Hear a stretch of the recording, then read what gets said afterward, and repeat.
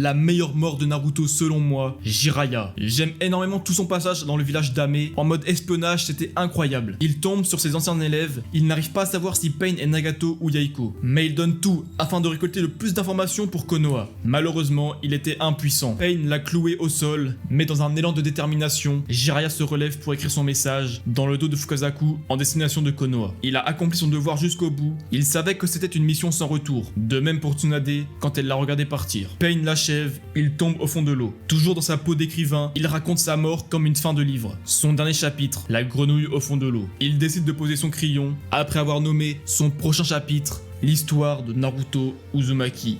En lui tapant l'épaule comme s'il lui passait le flambeau, c'était magnifique. Mais la vraie émotion de cette mort, c'est quand Naruto va la prendre. Il perd ses moyens. Il désigne Tsunade comme coupable car c'est elle qui l'a envoyé à Ame. Il se balade seul dans Konoha, le regard vide, refuse même une invitation d'Iruka. Il repense à son sensei, à tout ce qu'il a vécu avec lui. Jiraiya était tellement un personnage attachant que sa mort est déchirante. Chaque flashback nous rend nostalgique. Les moments drôles avec Jiraiya, mais avec une OST triste, c'est incroyable. La scène où Iruka lui remonte le moral, lui offrant une glace, c'était aussi magnifique. Sans oublier le moment où Tsunade pleure, repensant au moment où Jiraiya lui a dit de miser sur sa défaite, elle qui perdait toujours ses paris, malheureusement pas celui-ci.